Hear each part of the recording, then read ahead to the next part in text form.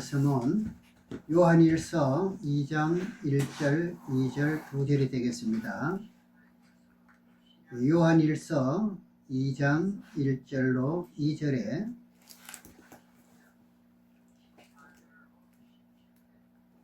나의 자녀들아, 내가 이것을 너희에게 쓰면 너희로 죄를 범치 않게 함이라. 만일 누가 죄를 범하면 아버지 앞에서 우리에게 대언자가 있으니 곧 어려우신 예수 그리스도시라. 저는 우리 죄를 위한 화목제물이니 우리만 위할 뿐 아니요 온 세상의 죄를 위하심이니라.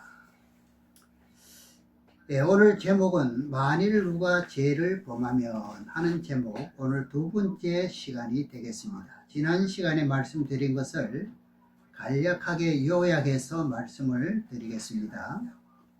예수를 믿고 거듭 태어나도 죄는 지을 수밖에 없는 것이 우리의 육체입니다. 우리가 범죄해도 용서받는 비결은 우리 대신 화목제물이 대신 예수 그리스도 이름으로 용서받는다는 것을 오늘 본문에서 말씀을 하고 있습니다. 그래서 구약 시대는 누구 이름으로 죄를 이제 용서를 받느냐? 여호와의 이름으로 올렸습니다. 그리고 신약 시대는 예수의 이름으로 기도하지요. 왜 그러냐? 예수님이 무엇이 되었습니까? 화목 제물이 되었기 때문에 그렇다 이 말입니다. 왜 자꾸 소리가 납니까? 그러니까 새로 이거 하세요. 새로 해야 돼. 아니 이거 유튜브로 새로 했는 거 나온다고 자꾸. 오늘 본문 말씀 요한일서 2장 1절 2절입니다. 봉독하겠습니다. 나의 자녀들아, 내가 이것을 너희에게 쓰면 너희로 죄를 범치 않게 하려 함이라. 만일 누가 죄를 범하면 아버지 앞에서 우리에게 대언자가 있으니 곧 어려우신 예수 그리스도시니라. 저는 우리의 죄를 위한 화목제물이니 우리만 위할 뿐 아니요 온 세상의 죄를 위하심이라. 지난 시간에 이어서 오늘 두 번째 말씀을 드리는데, 오늘 제목은 만일 누가 죄를 범하면 하는 제목으로 말씀을 나누겠습니다.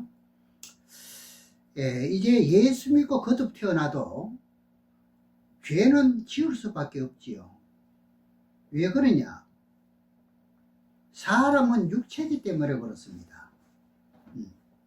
우리가 범죄해도 용서받는 비결은 우리를 대신 화목제물이 대신 예수 그리스도의 이름으로 용서받는 것을 오늘 본문에서 분명히 말씀을 하고 계십니다.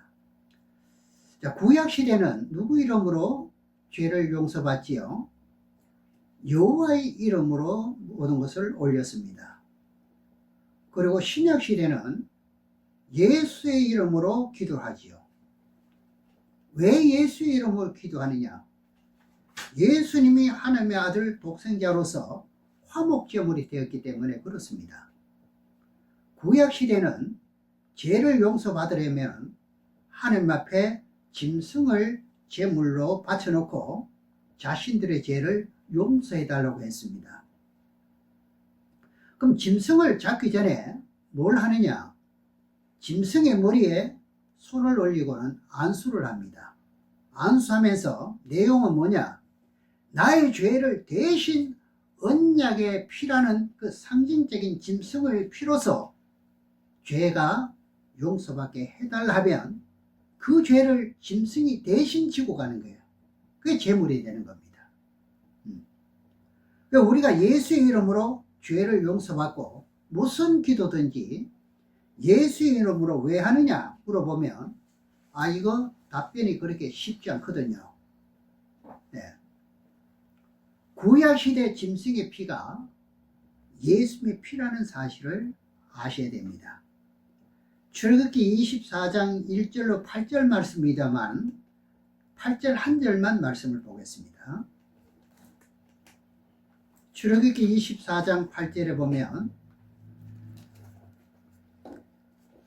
모세가 그 피를 취하여 백성에게 뿌려 가로되 이는 하는 건데 이 피는 여호와께서 이 모든 말씀에 대하여 그러니까 모세 오경에 기록한 말씀에 대하여 너희와 세우신 언약의 피니라.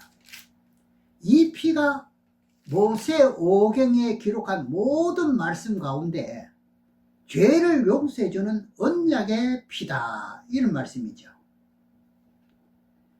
이것을 가지고 신약에도 언약의 피였다는 것을 말씀하고 있죠. 히브리서 9장 18절로 20절에 나오는데 거기다 보면은 언약의 피라고 나오는데 20절 한 절만 보겠습니다. 시간 관계상 20절 한 절만 보면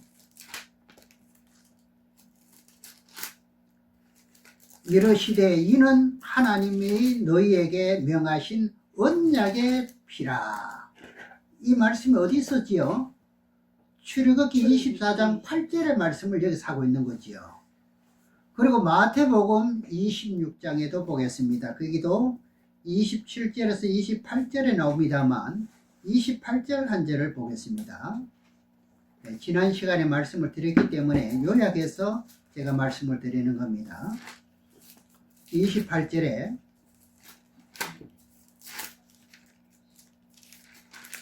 이것은 죄 사함을 얻게 하려고 많은 사람을 위하여 흘린 바 나의 피 곧 언약의 피니라. 답이 나왔지요.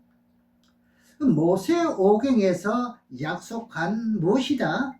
언약의 피라는 것. 이것이 출애굽기 24장 8절이었습니다.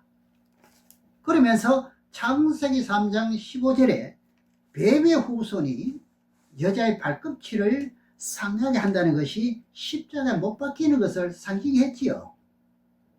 벌써 언제부터요? 창세기 3장에서부터요. 그러니 선악과를 따먹자 말자 바로 예비하신 분이 누구셨느냐? 예수님의 피였다는 거지요. 그 짐승의 피를 바치면서 이것이 무엇이다고요? 언약의 피라는 거죠. 구약시대 때 누가 오는 것을 기다렸나요? 언약의 피. 이것을 이루실 그 분이 오신다는 거지요. 이런 표적은 예수님이 십자가 짐으로 말미암아서 우리가 하늘과 이 땅에 가로막혔던 그 죄악의 담이 무너지고 십자가로 바로 천국 가는 역사가 일어나는 겁니다. 마태복음 27장을 보시겠습니다. 마태복음 27장 50절에서 53절까지 보겠습니다. 오늘 말씀을 여러분들이 잘 이해하시면 구약과 신약에 오가고 하는 연결되는 이 모든 말씀이 풀리게 되는 겁니다. 50절 53절 보면 예수께서 다시 크게 소리 지르시고 영혼이 떠나시다.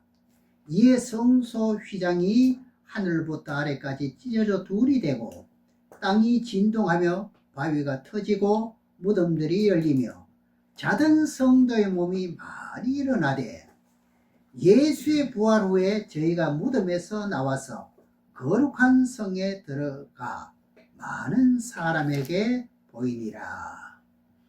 여기서도 자던 성도의 몸이 일어난다. 자던 성도의 몸은 어디지요? 누구지요? 구약시대 때 자던 성도의 몸이 일어났다는 이야기입니다.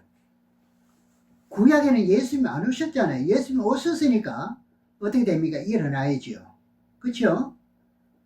죄 없는 몸으로 부활되었으니까 그 사람은 죄악된 세상에 살 이유가 없지요.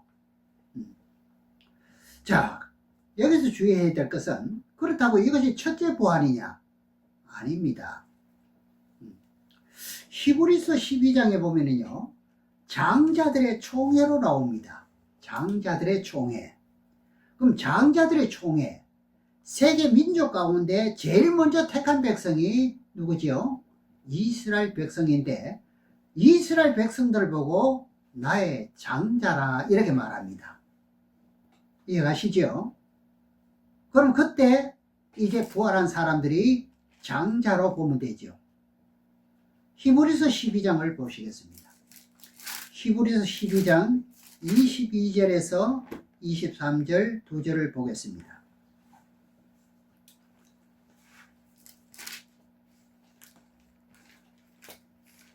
그러나 너희가 이른 곳은 시온산과 살아계신 하나님의 도성인 하늘의 예루살렘과 천만 천사와, 여기 하나님의 보좌 세계가 있는데 셋째 하늘을 말하지요.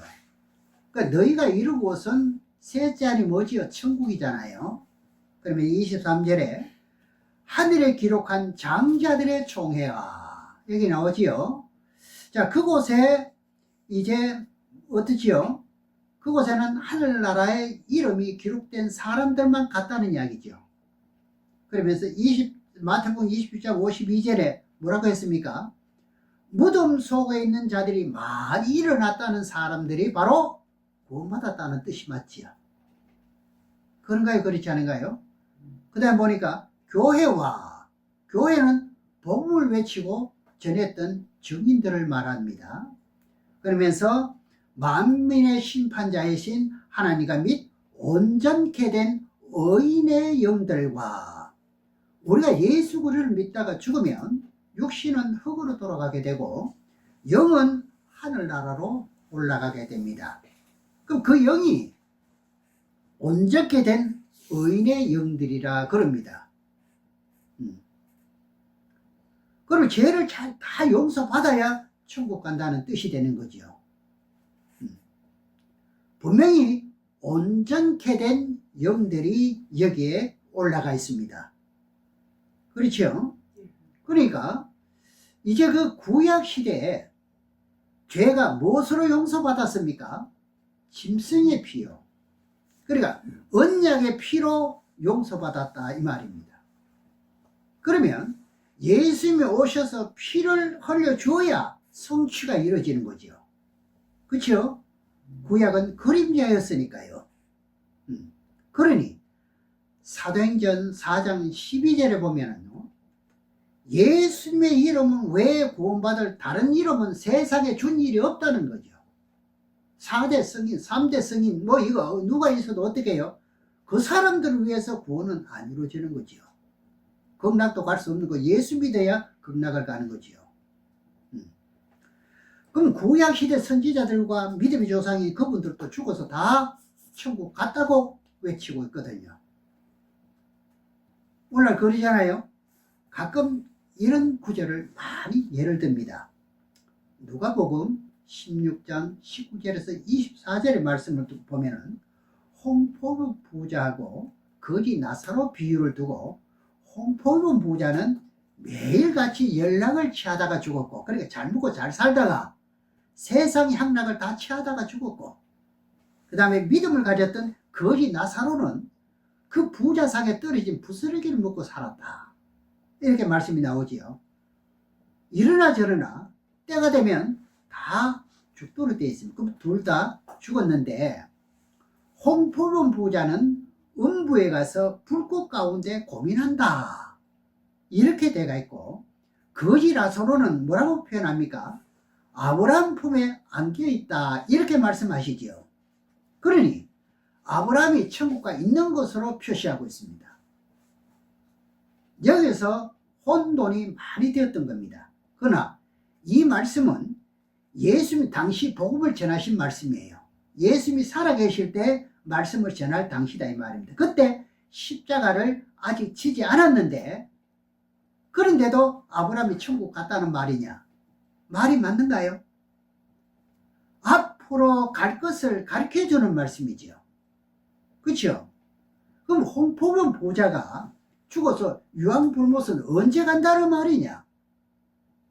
이것을 알면 이해가 가지요. 신보자 심판을 해야만 가독되어 있습니다. 이 말씀은 앞으로 되어질 말씀이라 이 말입니다.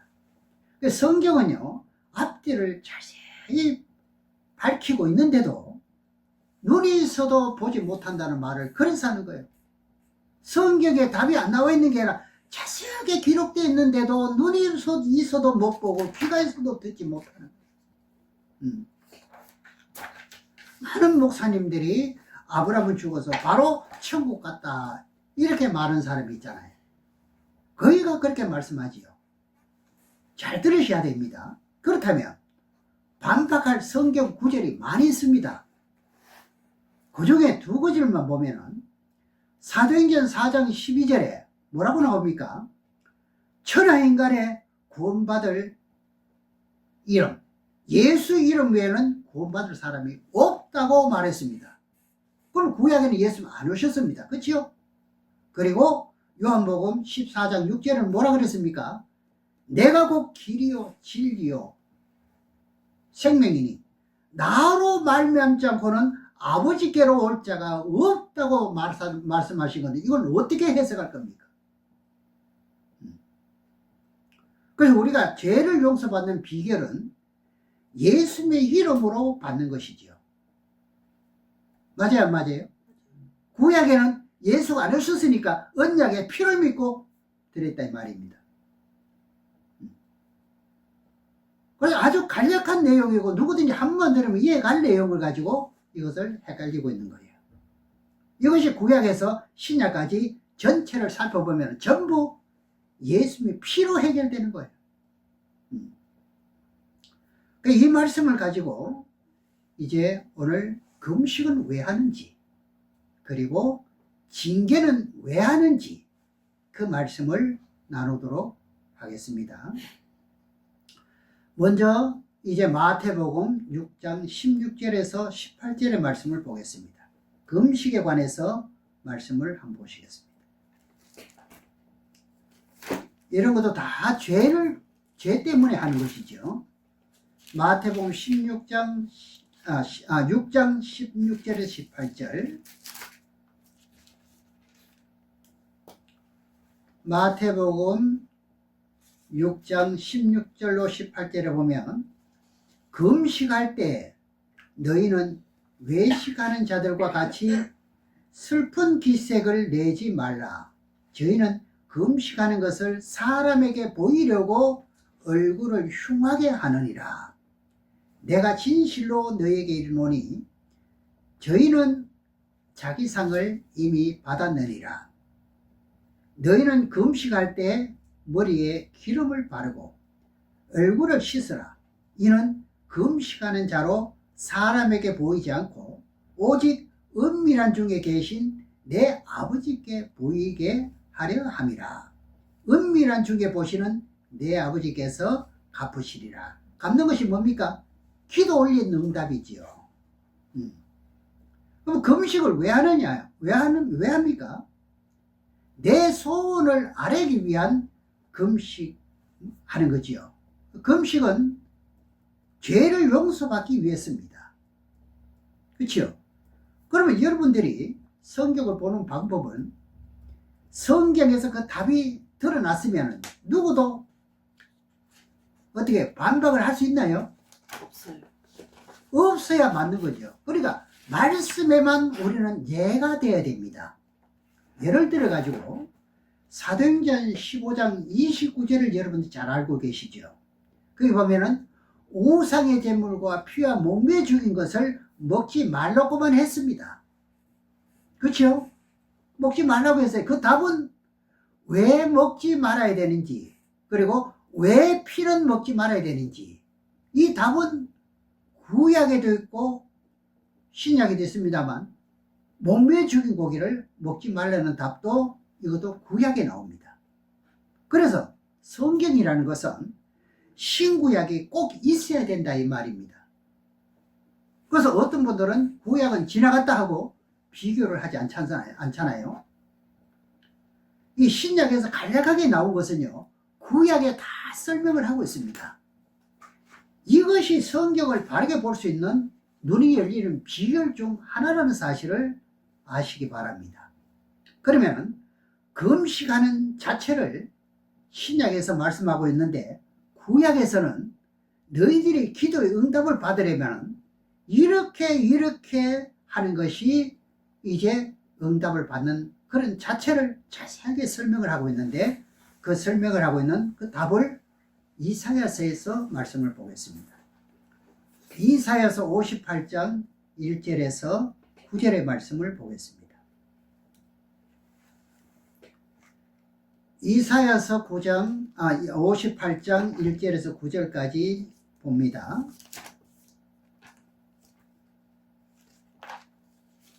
우리가 금식을 하는 것도 왜 하는지 그것을 알고 오늘 말씀대로 하게 되면 참 은혜가 되고 좋은 것이죠.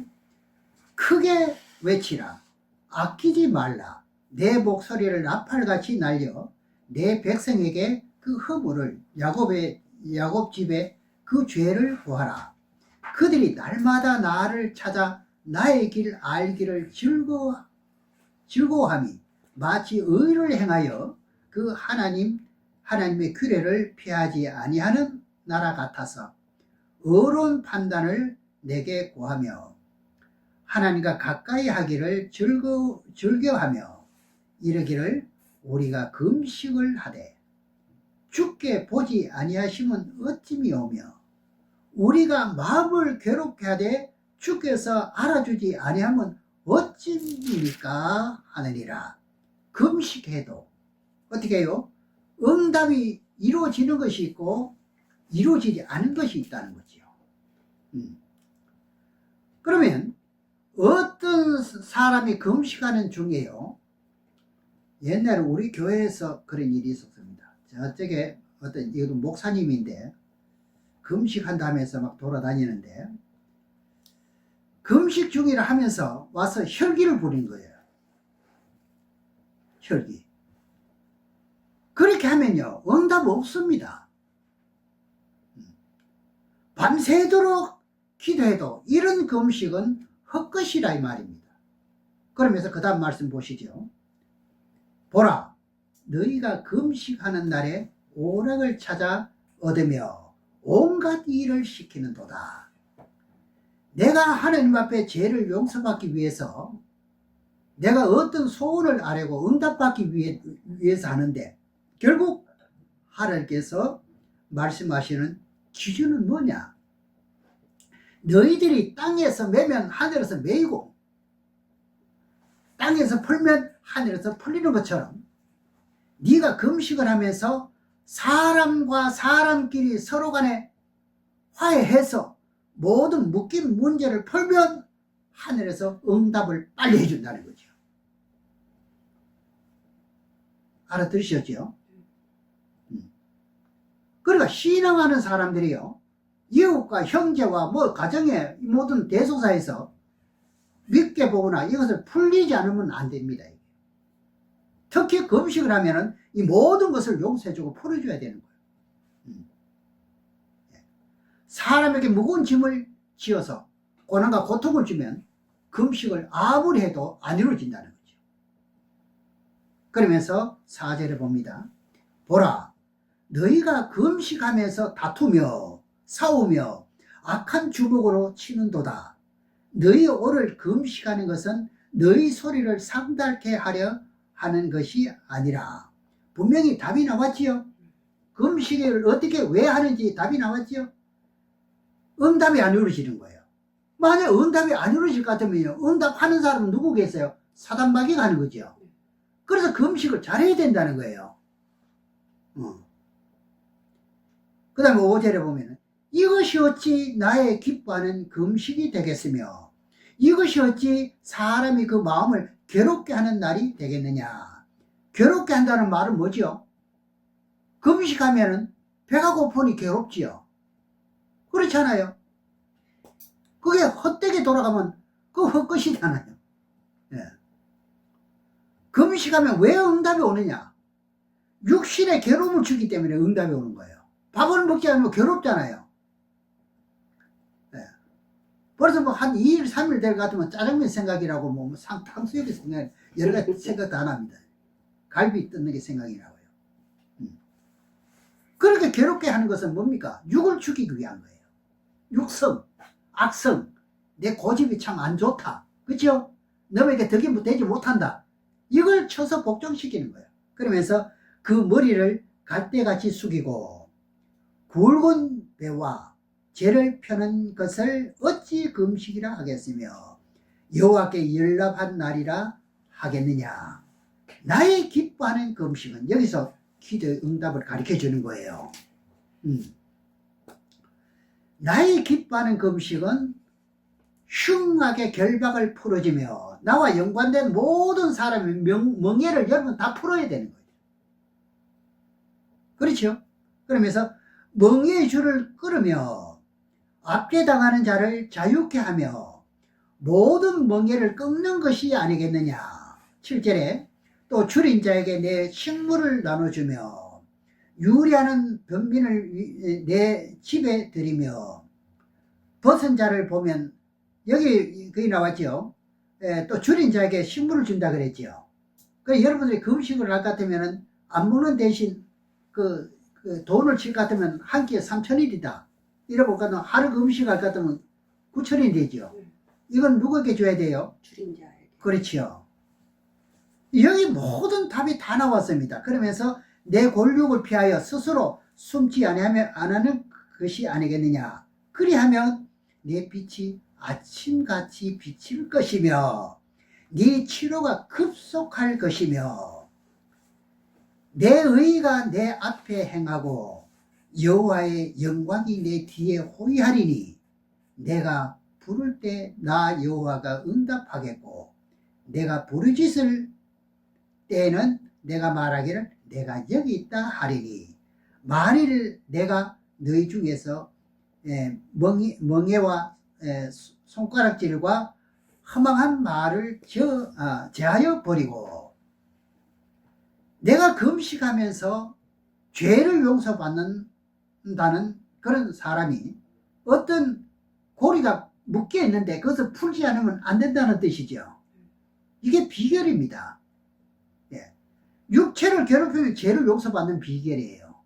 육체를 왜 괴롭힙니까? 괴롭히는 자체가 용서받는 비결이에요. 육은 죽으니까요. 네.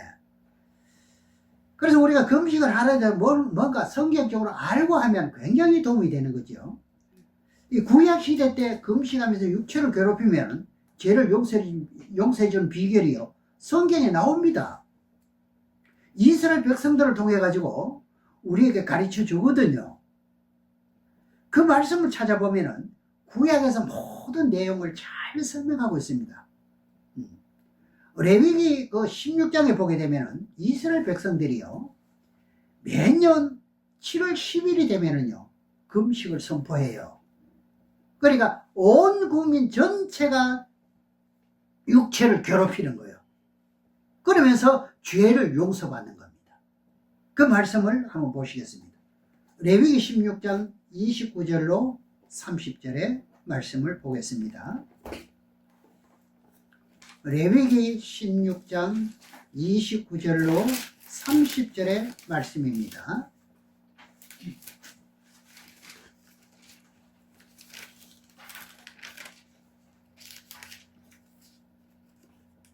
너희는 영원히 이 규례를 지킬지니라. 영원한 규례면은 신약 시대도 이루어지는 뜻이 되지요. 그렇죠? 이게 구약이지만 영원한 규례니까 신약까지 다 미치는 거죠. 네. 7월 곧 그달 10일에 너희는 스스로 괴롭게 하고, 괴롭게 하는 것이 뭐라고 했어요? 금식하는 거예요. 금식. 금식하면 육체는 괴롭잖아요. 힘들잖아요. 네. 그러면서 아무 일도 하지 말 때 본토일이든지 너희 중에 우고하는 객이든지 그리하라. 이날에 너희를 위하여 속죄하여 너희로 정결케 하리니 너희 모든 죄에서 너희가 여호와의 앞에 정결하리라. 그러면 죄를 용서받아야 정결하잖아요. 그렇죠? 이스라엘 백성들이 7월 10일 속죄를 금식일로 선포한 거예요. 밥을 먹지 않으면요, 육체는 너무너무 괴로워요. 네. 죄는 누가 지었습니까? 육체가 지었잖아요. 그런가요, 안 그런가요? 육체가 죄를 지었잖아요. 물론 생각으로 머리로 지었기 때문에 가시멜로가를 쓴 것입니다. 그래, 육체를 괴롭히면 금식을 하면서 앞에서 말씀드린 대로 모든 것을 멍게로 풀어주는 게 이건 잊지 마셔야 됩니다. 자, 이렇게 될 것 같으면은 육체가 죄가 깨끗해졌다는 말씀도 또 신나게 또 나옵니다. 베드로전서 4장 1절을 보겠습니다. 금식하는 것은요, 고난받는 거예요. 베드로전서 4장 1절입니다.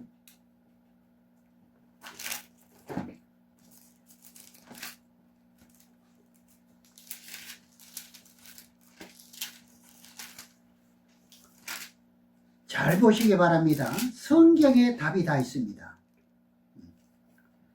그리스도께서 이미 육체의 고난을 받으셨으니 너희도 같은 마음으로 갑옷을 삼으라. 이는 육체의 고난을 받는 자가 죄를 그쳤습니다. 여기 나왔지요. 육체의 고난을 받는 자가 죄가 끝나는 거예요. 그 고통을 받는 것만큼 죄가 끝난다 이 말입니다. 참 어떤 분들은 그럽니다. 나는 왜 이렇게 뭐가 막히고 어렵습니까? 모르고 묻는 건지 알고 묻는 건지 너무 보이는 게 있어도 내가 어떻게 그런 말을 할 수가 있습니까? 더 이상의 줄은 끊어야 되는데 이것을 말을 알아야 되는데 서운을 했다. 서운을 갚지 않으면 그거는요, 하나님이요 안 풀리도록 합니다. 성경은요. 성경의 진리대로 됩니다. 그러면서 너무 고통스러우니까 너무너무 참 보면 너무너무 안타까운 거죠, 자신도.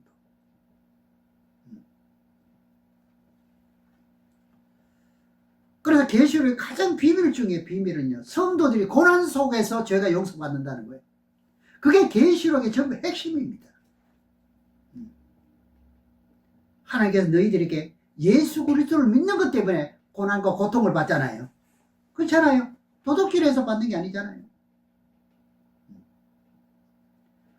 그렇게 하게 되면요, 고린도후서 1장 5절 6절에 성령의 도움으로 고난과 고통을 이기게 해준다는 거지. 이게 우리가 신앙하는 사람들의 핵심의 비결 중에 비밀입니다. 요한일서 4장 3절 5절에도요, 세상을 이길 이김은 이것이니 예수 그리스도를 믿는 믿음이라 그랬습니다. 그리고 고린도후서 1장 5절 6절에는 너희들이 예수 믿는 것 때문에 핍박과 고난과 고통을 받을 때 견디게 만들어준다. 예, 여기까지 금식에 관한 말씀을 드리고 그 다음에 징계에 대한 말씀을 드리겠습니다. 이 징계는요, 히브리서 12장 5절에서 11절, 이거 우리 자주 본 말씀이잖아요. 거기 하나님이 사랑하는 자녀는 징계를 한다 그랬습니다. 그렇죠? 예. 그러면 징계를 하면 새롭게 되는 거죠. 거듭 태어나는 거죠. 그래서 징계를 다 받는데 만일에 징계 안 받고 잘 먹고 잘 사는 사람이 있다면 그 사람은 무엇이다? 사생자라고 기록되어 있습니다. 제가 찾아서 봉독하지 않겠습니다. 예. 오늘날 회개하지 않아도 구원받는다는 이것은요, 아닙니다. 잘못된 거예요. 우리는 성경에서 모든 의문들을 풀어야 된다 이 말입니다. 사무엘하 7장 14절을 보겠습니다. 삼하 7장 14절.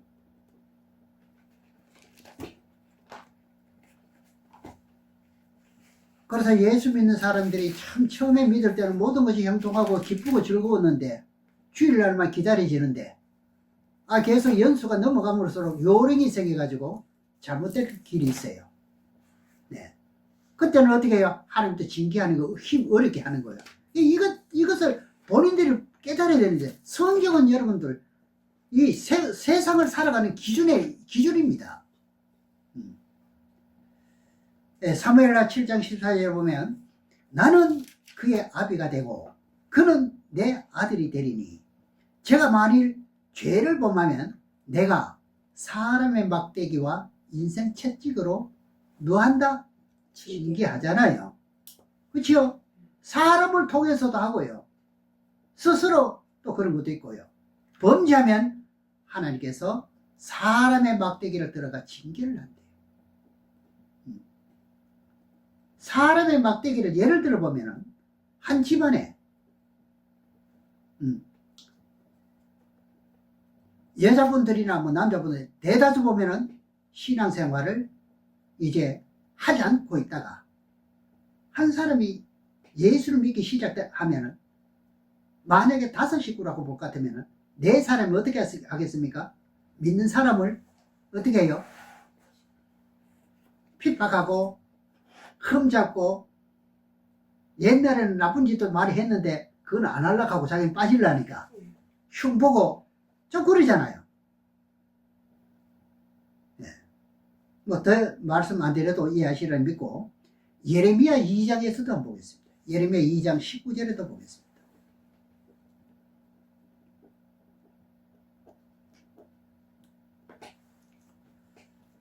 내가 왜 어려운지, 내가 왜 힘이 드는지 아셔야 되고, 여러분들은 이 말씀을 알 것 같으면요, 제가 하지 못한 말을 여러분들이 말씀을 좀 풀어주고 말을 해줘야 돼요. 예레미야 2장 19절에 보면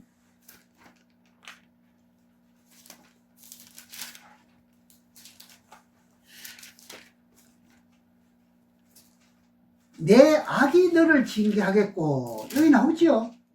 내 패역이 너를 책할 것이라. 그런즉 내 하나님의 여호와를 버림과 내 속에 나를 경외하며 없는 것이 악이요 고통인 줄 알라. 주 만군의 여호와의 말이니라. 무엇이 징계했지요? 무엇이 어렵게 했지요? 내 악이요. 그러다가 이웃집에 뭘 훔쳤는 걸 말합니까? 아니지요. 하나님의 말씀을 어기고 하나님의 말씀을 안 하는 것은 어떻게 되는 거예요? 그게 악이지요. 우리가 죄를 지었던 그 죄를 용서받지 못하니까 환난 속에 집어넣는 거잖아요.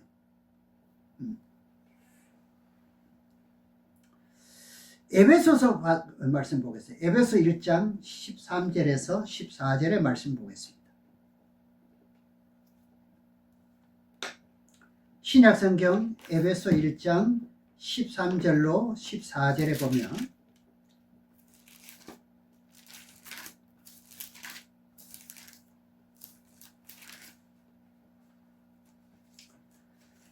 그 안에서 너희도 진리의 말씀 곧 너희의 구원의 복음을 듣고 그 안에서 이제 또한 믿어 약속의 성령으로 인침을 받았으니 예수를 진실하게 믿게 됨으로써 성령의 인침을 받았지요.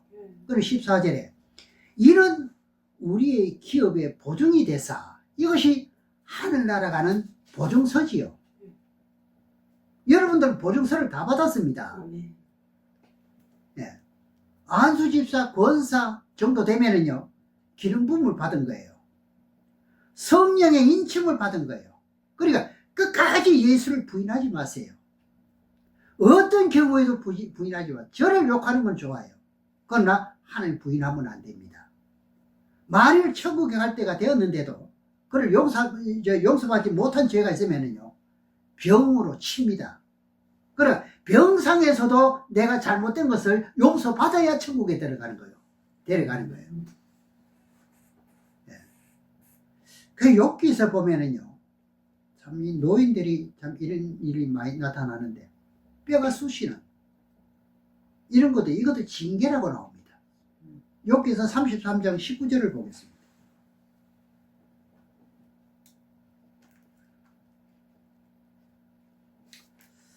저는 이 구절을 참 종종 생각이 나거든요.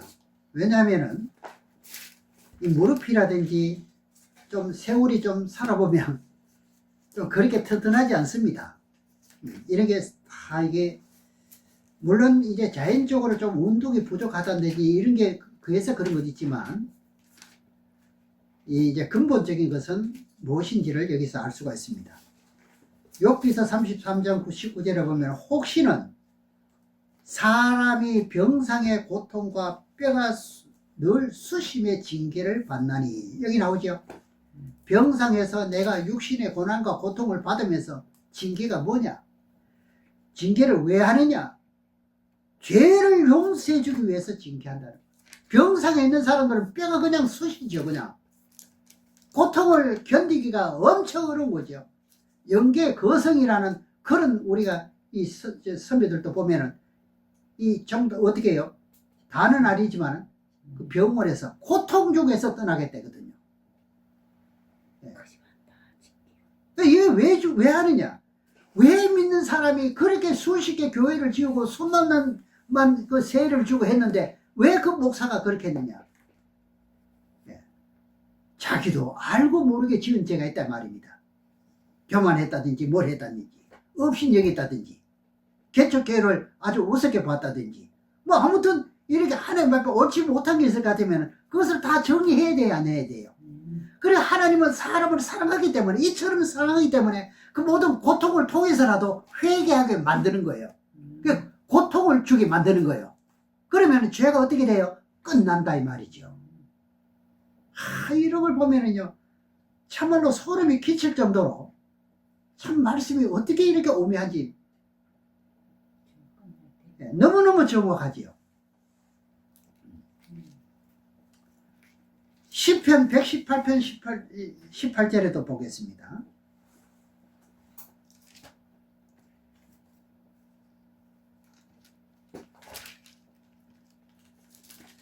시편 118편 18절에 보고 오늘 본문 말씀을 보면서 마치겠습니다.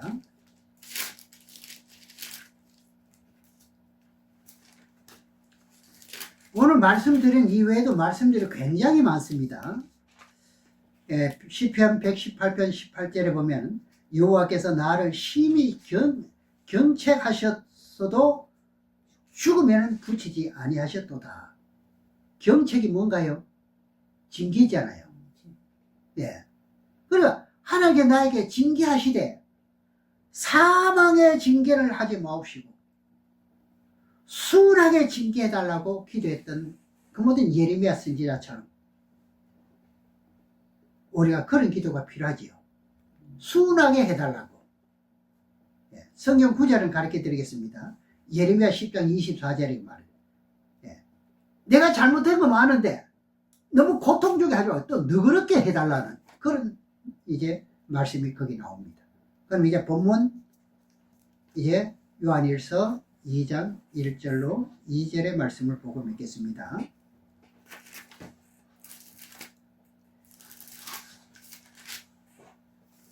나의 자녀들아 내가 이것을 너에게 쓰면 너희로 죄를 범치 않게 하려 함이라. 만일 누가 죄를 범하면 아버지 앞에서 우리에게 대언자가 있으니 곧 의로우신 예수 그리스도시니라. 2절에 저는 우리 죄를 위한 화목제물이니 우리만 위할 뿐 아니요 온 세상의 죄를 위하심이니라. 우리를 위해서 화목제물이 되셨으니 그래서 예수 이름으로 기도를 올리는 거예요. 그럼 예수님의 제물을 의지해서 여러분들의 죄가 어떻게 됩니까? 용서받는 비결이라는 거예요. 네. 그래서 이제부터는 이웃과 어떤 사람과 대인관계를 나누든 간에 상대방을 슬프게 하지 마세요. 말 한마디라도 어떻게 해요? 고운 말을 하세요.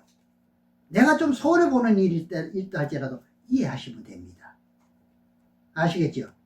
이렇게 하나님의 뜻대로 여러분의 신앙생활을 이어나가는 저와 여러분이 되시기를 주의 이름으로 축원합니다. 음. 기도하겠습니다.